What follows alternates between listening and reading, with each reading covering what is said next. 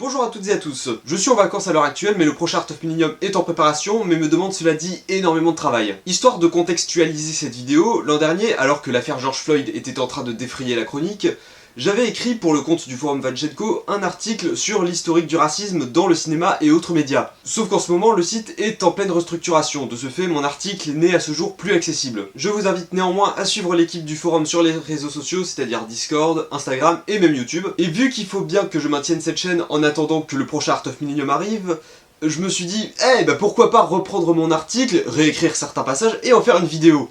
Oui bon, dit comme ça fait un peu voix du feignant, et a priori ce genre de vidéo n'a pas grand chose à faire sur ma chaîne, et c'est un sujet un petit peu glissant pour Rubik's Cube.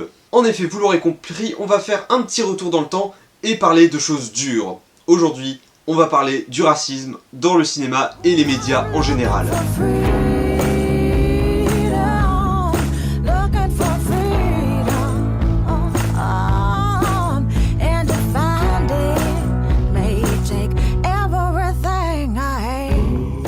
Le cinéma a été créé en France au début du XXe siècle. Je sais pas, petite recontextualisation du truc. La France n'était pas dans un fort contexte de racisme aussi prononcé qu'aux États-Unis, qui à cette époque-là gardaient toujours une trace de la guerre de sécession. Et quand les Américains ont adopté le cinéma eux aussi, et alors que la Première Guerre mondiale venait de commencer, est sorti en 1915 le film Naissance d'une nation, réalisé par D.W. Griffith. Ce film connut un demi-succès en son temps parce que, d'un côté, la représentation des Noirs montrés comme des animaux violeurs et sanguinaires était légitime pour une partie de la population, mais fut également controversée par ceux qui ne partageaient pas les opinions racistes courantes à cette époque. Les minorités concernées, certes, mais pas que. Faut pas croire hein, on n'a pas attendu les années 2010 pour faire un scandale de cette trempe par rapport à un film. D'autant plus que ce film a servi à glorifier le Ku Klux Klan, alors disparu à l'époque de la sortie du film, jusqu'à son comeback à la fin des années 60.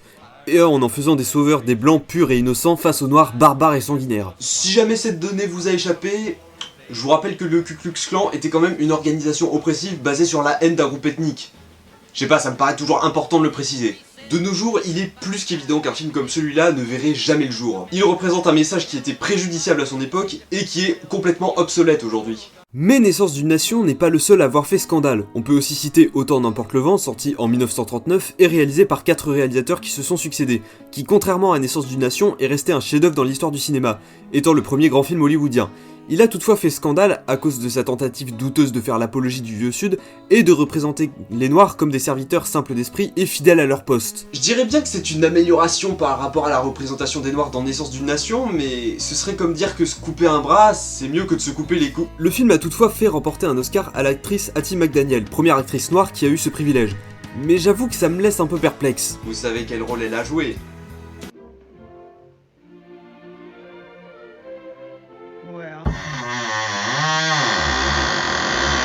Donc oui, Hattie McDaniel a reçu un Oscar pour un rôle qui se moque ouvertement de sa communauté, et bien qu'elle ait reçu l'Oscar, elle n'a pas eu le droit d'assister à la cérémonie. Non pas parce qu'elle a commis un acte illégal, non, mais tout simplement parce que les Noirs n'avaient pas le droit d'assister à la cérémonie. Et pour couronner le tout, son Oscar a soulevé énormément de protestations.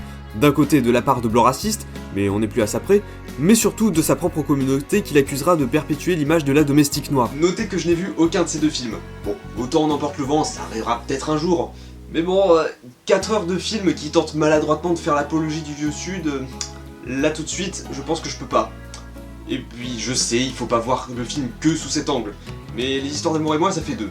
Naissance d'une nation par contre, non. Là c'est mort et enterré. Mais il n'y a pas qu'au cinéma qu'on faisait des représentations désastreuses à cette époque. On connaît tous la controverse autour de Banania, une marque française de chocolat en poudre lancée en 1914, la mascotte étant la tête d'un noir portant un fez accompagné du slogan « Y'a beau Banania ». Le changement de mentalité qui s'est opéré au fil des ans aurait probablement pu faire en sorte que cette marque n'existe plus aujourd'hui, mais Banania existe toujours, étonnamment. Cependant, la mascotte a été redesignée, étant toujours un noir portant un fez, mais avec des traits beaucoup plus enfantins, et le slogan a disparu. Mais en prenant en compte les origines du truc, quand même une relique de l'époque de la colonisation, j'ai un peu de mal à comprendre pourquoi ça n'a pas carrément disparu. D'ailleurs, à titre personnel, j'ai déjà goûté et ça a un goût dégueulasse. Non mais sérieusement, qui ose garder ça ?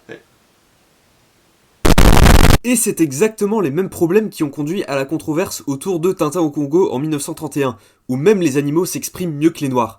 Je cite « Ça y en a Michier Blanc venir et battre Petit Noir ». Et surtout n'oublie pas de disliker. À tel point que quand la série animée a été lancée en 1991, c'est l'un des seuls albums à ne pas avoir été adapté pour un épisode et qu'il n'y a aucun personnage noir de toute la série. Ouais, j'ai vraiment revu tous les épisodes pour vérifier. Et encore aujourd'hui, plusieurs militants traînent l'album en justice même après la mort d'Hergé, alors que si on s'y penche, les Arabes et les Asiatiques ne sont pas non plus en reste en termes de caricature, néanmoins plus aseptisés. De même, à cette époque, beaucoup de cartoons ont été largement controversés pour leurs caricatures racistes, soit tout simplement que les visages des noirs aient la même morphologie que celui d'un singe, ou encore les très répandus gags blackface quand un personnage reçoit de la boue ou de l'encre sur le visage et que ses lèvres s'épaississent et qu'il se met à prendre un accent. Et celui que j'ai jamais compris, leur goût présumé pour la pastèque. Enfin je sais pas, moi je suis mi-breton, mi-aquitain, je suis pas particulièrement amateur des crêpes et je bois pas de vin. Et d'ailleurs, puisqu'on parle de cartoon...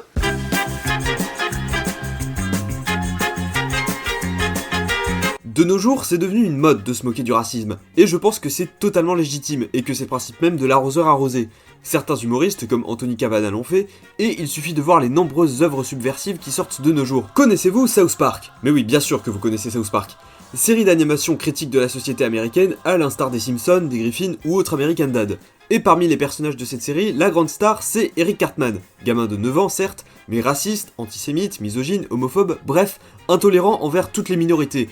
Méprisé par tous ses camarades de classe, ce qui ne les empêche pas de traîner avec lui bizarrement, Cartman est un personnage détestable sur le papier, mais pourtant très apprécié des fans. Car le but de ce personnage est de faire en sorte qu'on rigole de son intolérance, la rendant absurde et faisant en sorte qu'elle lui porte tort. Oh, et juste pour le fun. Mais le meilleur exemple pour moi, c'est le personnage de Louis de Funès dans Rabbi Jacob. Lui faire jouer un réac raciste et cohérent avec son jeu d'acteur et sa galerie de personnages antipathiques, mais là encore, c'est une grosse caricature. On a même une référence au gag blackface des cartoons dont je parlais. On peut se sentir certes rebuté par cette scène si on ne capte pas le second degré. Et certes, ce film montre une grosse caricature des juifs et les méchants sont arabes, mais à la fin du film, Louis de Funès apprend à ne plus être raciste, tout le monde est ami avec tout le monde, montrant donc que le racisme ne doit pas être perpétué et qu'il vaut mieux en rire. Mais maintenant, venons-en à quelque chose d'un peu plus terre à terre.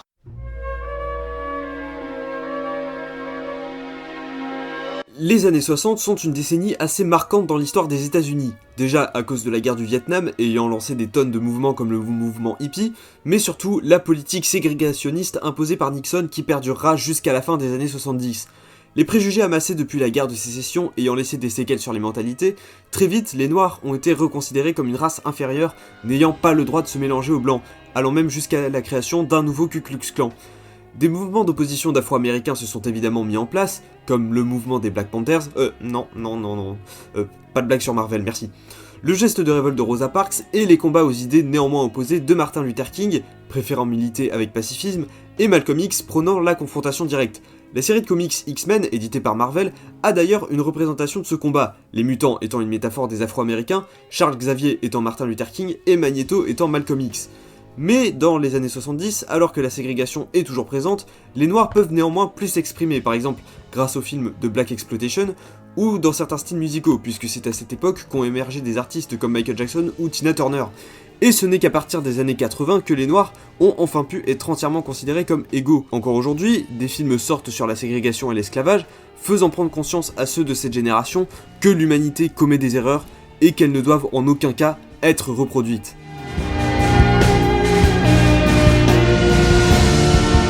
En 2009, l'Amérique a adopté un nouveau visage quand fut élu le premier président noir, à savoir Barack Obama. Les médias sont alors surveillés de très près quant à la représentation des Noirs. Les films d'époque sur l'esclavage et la ségrégation étant des exceptions car y incorporer des personnages et termes racistes semble évident dans le contexte.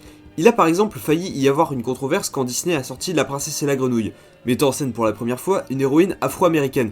Controverse que je trouve absurde, étant donné que Disney nous avait déjà montré des héroïnes arabes, amérindiennes, gitanes et asiatiques, et que aucun de ces 4 cas n'a posé problème. Il est vrai que Disney a déjà eu certains ennuis par le passé, notamment avec Fantasia, dans une des séquences où une centauresse blanche a pour servitrice une centauresse noire, séquence qui n'existe plus aujourd'hui. Ou encore tout le pataquès sur Mélodie du Sud, que encore aujourd'hui, Disney refuse de diffuser que ce soit en DVD ou sur Disney+.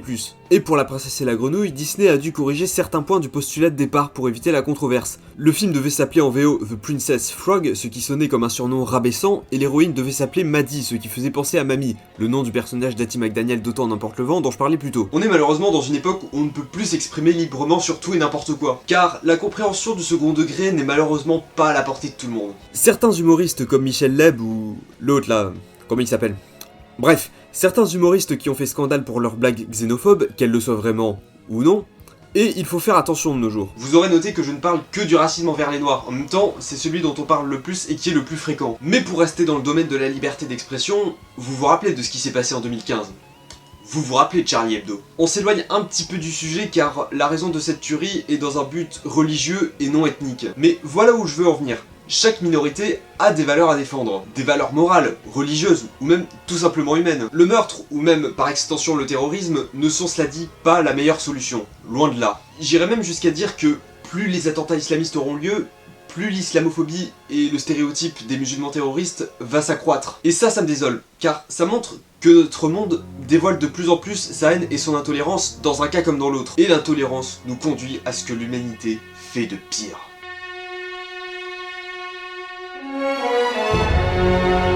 En 2016, le mandat de Barack Obama prend fin, et Donald Trump prend le relais. L'élection de Trump fut considérée par beaucoup comme une aberration, moi le premier, et malheureusement, les pensées racistes de Trump ont permis aux racistes locaux de revenir sur le devant de la scène, et les militants antiracistes également, comme notamment Spike Lee.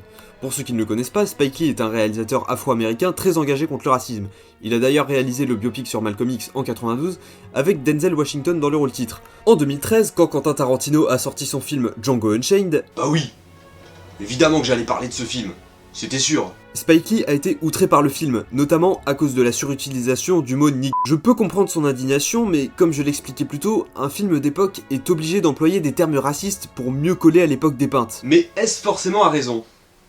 Je ne pense pas. Certes, de la même façon que Tarantino a traité du nazisme dans son film précédent, l'esclavagisme est ici traité avec plus d'ironie et moins de sérieux que dans un film comme 12 Years a Slave par exemple.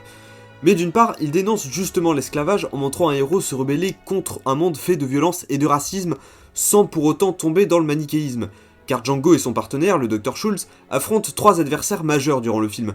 Un esclavagiste sans grande personnalité qui traite véritablement ses esclaves comme des gamins et qui monte les prémices de l'une des organisations les plus oppressives de l'histoire, un autre esclavagiste plus cruel encore qui lui envoie carrément ses esclaves à la mort, que ce soit dans des combats à mort avec d'autres esclaves ou carrément les faire tuer pour désobéissance, et le serviteur de ce dernier, véritable caricature à la Uncle Ben, qui après des années à être un esclave a fini par soutenir cette pratique au point d'en être presque le principal antagoniste du film. D'autant plus que si ce film avait vraiment une tournure raciste, je pense que ni Jamie Foxx, ni Kerry Washington, ni Samuel L. Jackson n'auraient accepté de jouer dans ce film.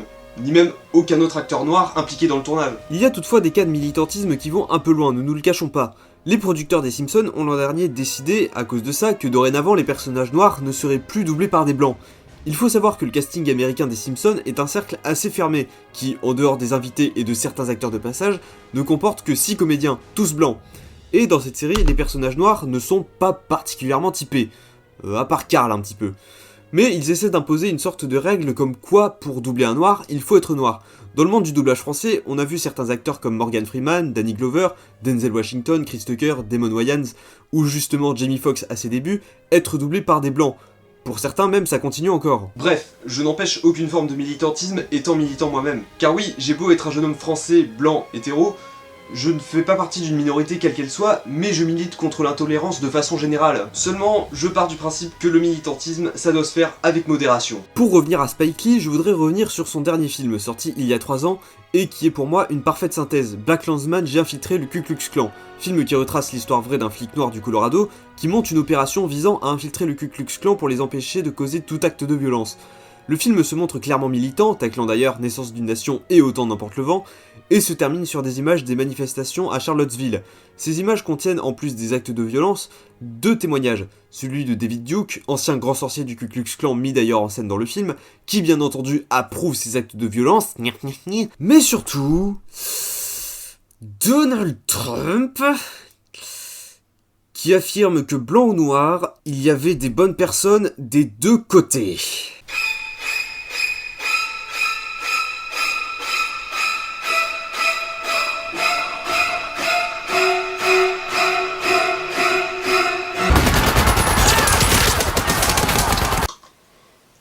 vous la sentez, la connerie?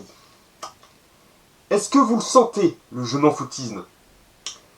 Est-ce que vous la sentez, l'excuse forcée pour justifier le racisme? C'est quoi la prochaine connerie que tu vas nous déblatérer, Donald? Que la Terre est plate? Ou que la place de la femme, c'est à la cuisine? Va falloir qu'on m'explique là. Comment des gens animés par la haine et l'intolérance peuvent être jugés comme saints d'esprit? C'est ce genre de phrase typiquement à côté de la plaque qui montre que le mandat de Trump était une insulte à la dignité humaine.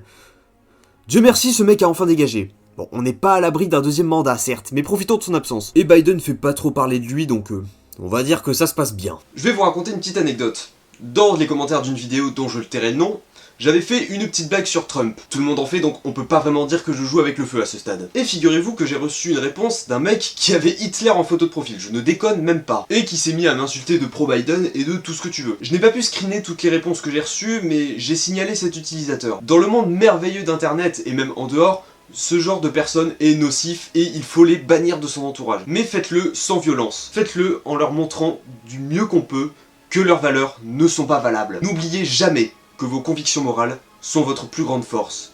Battez-vous pour ce qui vous semble juste.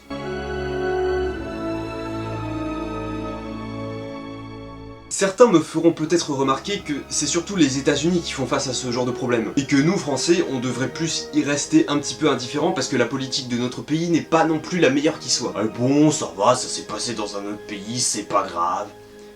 Et ceux qui disent ça ont tort. Peu importe, que ce soit des Français, des Américains, des Noirs, des Blancs, ce sont des humains. Rien de plus. L'an dernier, quand George Floyd a été assassiné, j'ai été néanmoins ravi de savoir que beaucoup de Français se sont impliqués dans la lutte pour la justice par rapport à cette affaire. Et c'est en partie pour ça que j'aime beaucoup les films qui dénoncent le racisme. Je ne pourrais jamais prétendre être un expert en histoire, en politique, ni même en cinéma. Il se peut que certaines des informations données au cours de cette vidéo soient approximatives, et d'ailleurs, n'hésitez pas à me corriger. Comme je l'ai dit plus tôt, je ne fais partie d'aucune minorité, et même si j'ai beaucoup employé ce mot, pour moi, les minorités, ça n'existe pas. La couleur de peau, l'orientation sexuelle, la religion, tout ça, ça ne signifie rien. Et c'est pour ça que je ne suis pas d'accord avec la tendance qu'a en ce moment Hollywood à vouloir capitaliser le succès d'un film sur la présence d'un personnage d'une quelconque minorité en héros principal. En soi, qu'on présente un personnage principal noir, gay ou autre, ça ne me dérange pas. Mais n'en faites pas un argument de pub, car dans notre monde, ça devrait être quelque chose de basique et d'acquis pour tous.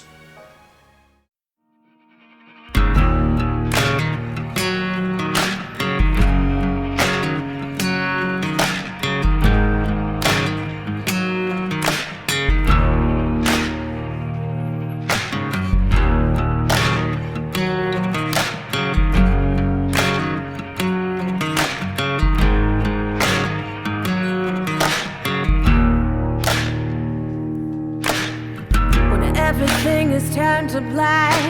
You don't know where to go. You need something to justify yourself. Silences are broken. Confidence is gone. With everything you're holding.